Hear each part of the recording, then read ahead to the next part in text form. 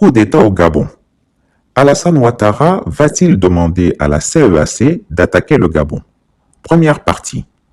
Traitons ce matin du 30 août 2023, juste après la proclamation des résultats de l'élection présidentielle, donnant Ali Bongo vainqueur avec 64,27% des suffrages.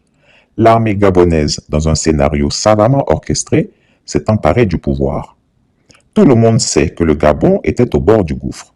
Il faut savoir que ce pays, depuis la pseudo-indépendance octroyée en 1960, en raison de ses richesses forestières et de son pétrole, a toujours été captif des griffes de l'empire colonial français. En tout cas, le Gabon n'est pas n'importe quel pays dans l'équation. En dépit de sa superficie modeste, environ la moitié de celle de la France, et de sa population encore plus modeste, moins de 2,5 millions d'habitants. Et pour cause, il a été très longtemps le cœur de ce qu'on doit bien appeler une mafia franco-africaine, incarnée jusqu'à la caricature par le défunt président Omar Bongo.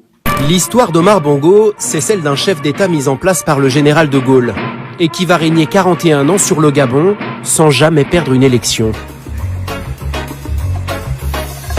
La France l'a choisi pour sécuriser ses ressources en pétrole.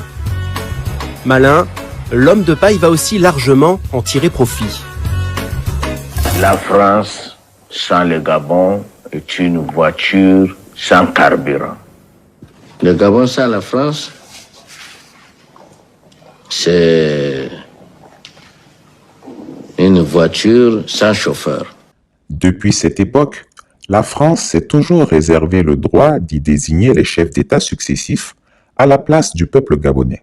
Omar Bongo savait de quoi il parlait en évoquant une voiture sans chauffeur, admettant ainsi que son pays continuait d'être en grande partie dirigé de fait par l'ancien colonisateur français.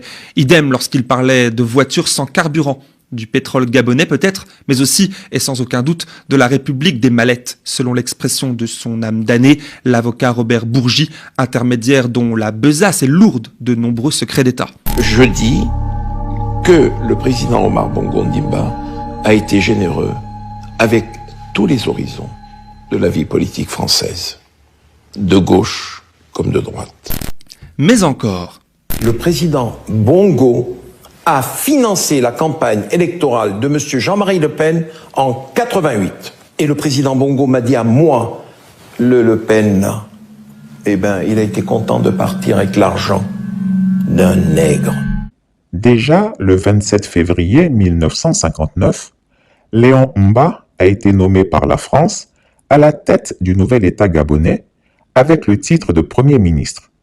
Il envisageait également d'adopter pour la République gabonaise le drapeau tricolore de la puissance coloniale, différent du drapeau français, par l'apposition du dessin de l'arbre national Lokoumé. Jacques Foccart le convainc de renoncer à cette idée. Cependant, Léon Mba nomme plusieurs colons français à des ministères importants dans son gouvernement. Il mettra en place un régime hyper-présidentiel, autocratique et très répressif. Il s'est affiché très tôt et est demeuré jusqu'à son départ du pouvoir un des plus fidèles alliés de la France en Afrique. Il y a eu une motion de censure parce que Gondou ne s'entendait pas avec Léon Mba au point de vue régime à adopter. Qu'est-ce qui les divisait?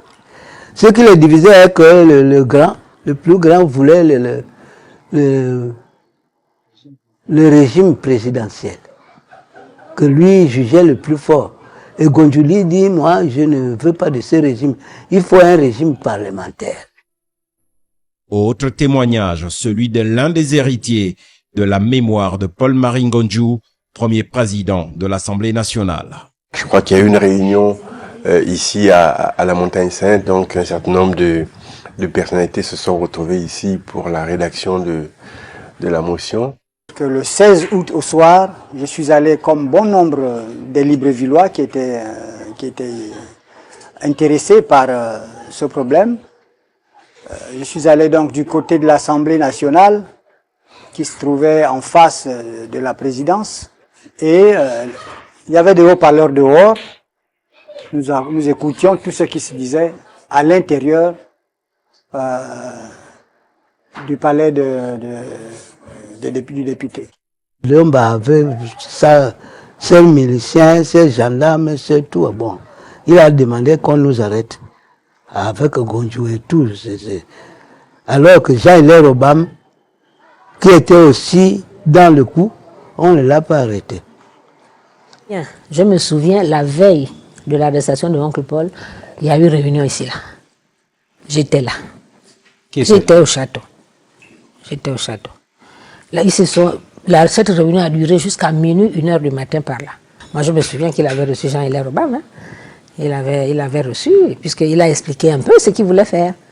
Puisque lui, il était parlementaire, il n'avait rien à se cacher. Après, entre-temps, les gens sont allés dire à Léon Mba que voilà ton fils à qui tu fais confiance, demain, il y aura une motion de censure. Donc, à 4h ou 5h du matin, oncle Paul a été arrêté. Et le quartier est un peu investi. Le quartier est investi par la police. Voilà un peu. Alors, la personne qu'on arrêtait, c'était quand même le président de l'Assemblée nationale. Je crois que bon, il avait une immunité, mais les textes législatifs de l'époque n'ont pas été respectés. Monsieur Konan était parmi les policiers qui étaient venus arrêter à l'époque Monsieur Gondjou. En visite officielle en France, en 1961, il avait affirmé ceci. Tout Gabonais a deux patries, le Gabon et puis la France. C'est tout dire. Dans la nuit du 17 au 18 février 1964, vers 5 heures du matin, 150 militaires gabonais, excédés par son larbinisme vis-à-vis de la France, arrêtent Léon Mba sans effusion de sang et proclament la fin de son régime. Sur les raisons de ce putsch, maté dans le sang par la force d'intervention de l'ex-métropole, Philippe Maury, l'unique civil, acteur de premier plan et financier du putsch, s'explique. J'ai dépensé 920 000 francs pour payer le coup d'État de 64, pour acheter du pain, des boîtes et des jus. C'était tout. Les raisons étaient très simples. Nous venions d'accéder à une marche supérieure de notre évolution. Et vous pensiez vraiment que nous allions continuer l'indépendance avec un président colonisé? Allez, Léon Mba n'était pas notre président après la colonisation. Il était notre président pendant la colonisation, oui. Mais il était colonisé à fond. Il n'allait pas pouvoir nous organiser ce que nous attendions. C'est tout. Est-ce qu'il y avait aussi une main noire dans ce coup d'État? Non, justement, c'est pourquoi nous avons échoué. S'il y avait eu la main noire, la France ne serait jamais venue. L'idée du coup d'État courait.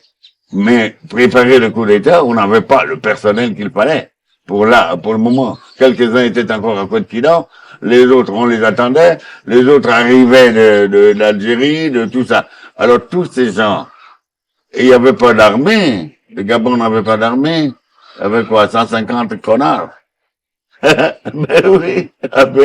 Et puis, bon, je crois, un mois avant, on a fait un recrutement de 150 autres. Si bien que, bon, ben, c'est très simple. L'armée gabonaise avait 300 soldats.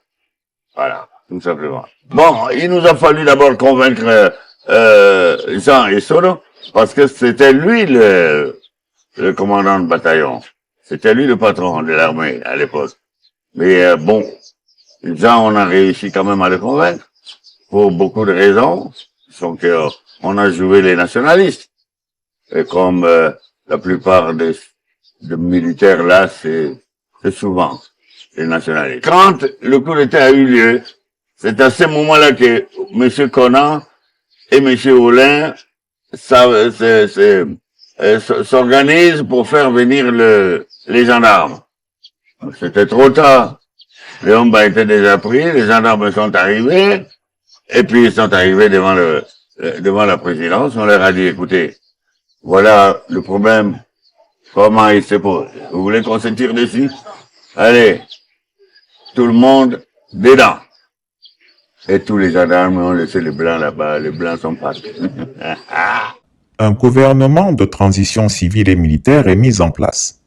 Ce gouvernement demande clairement à la France de ne pas s'immiscer dans les affaires gabonaises et assure la sécurité des Français et de leurs biens. Cependant, le général de Gaulle n'en a cure. Ainsi, dans la nuit du 18 au 19 février 1964, sur ordre du président français, des militaires venus des bases militaires françaises de Dakar et de Brazzaville débarquent à Libreville et rétablissent Léon Mba au pouvoir après plusieurs heures de combat. 25 soldats gabonais sont tués dans cette opération. Pour rassurer et protéger Léon Mba, qui n'a plus confiance en son armée, la France envoie un ancien officier de renseignement français, Bob Maloubier, pour former et diriger la garde présidentielle gabonaise. Conforté dans son fauteuil, le président Léon Mba, rongé par la rancœur et la maladie, ne décolère pas après les conjurés. Sa secrétaire particulière témoigne. Il disait qu'ils étaient méchants, que les enfants qu'il a fait intégrer dans l'armée, qui étaient bien avec lui, et que c'est eux qui viennent lui faire un coup d'État. Et surtout le nommé Sono là, qui était presque un voisin et un parent au président Léon Mba. Il vient lui faire un coup d'État. Il était furieux. Il était furieux contre tous ces hommes. Cette nouvelle unité militaire sera donc la mieux équipée et la mieux entraînée de tout le pays. Pour remercier la France de l'avoir réinstallé au pouvoir, Léon Mba ouvre grand les gisements pétroliers gabonais à la France. Un membre du patronat des pétroliers français est nommé conseiller politique du président gabonais et devient le représentant des entreprises françaises auprès de Léon Mba. Quand ce dernier devient incapable de gouverner convenablement en raison de son âge avancé, ce sont les Français qui choisissent son successeur en la personne d'Albert Bernard Bongo, son jeune chef de cabinet. La France pousse à nommer ce dernier vice-président le 14 novembre 1966.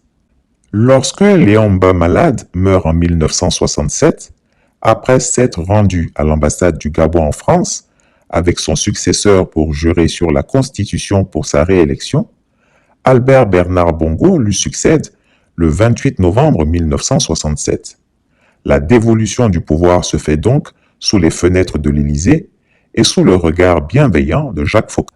Albert Bernard Bongo, qui se fait appeler Omar Bongo Ondimba, sait que son maintien au pouvoir dépend de l'Élysée, qui peut intervenir pour le destituer, car il n'a pas oublié que c'est la France qui l'a imposé à Léon Mba, au détriment de Paul-Marie Yembit, le premier vice-président que Léon Mba avait choisi. Omar Bongo met à la disposition de la France toutes les richesses du Gabon, en particulier son pétrole, son uranium et ses précieuses essences forestières. Omar Bongo régna 42 ans à la tête du Gabon jusqu'en 2009. Il mourut officiellement le 8 juin 2009, mais en réalité, il décéda le 7 mai 2009 dans un hôpital de Barcelone.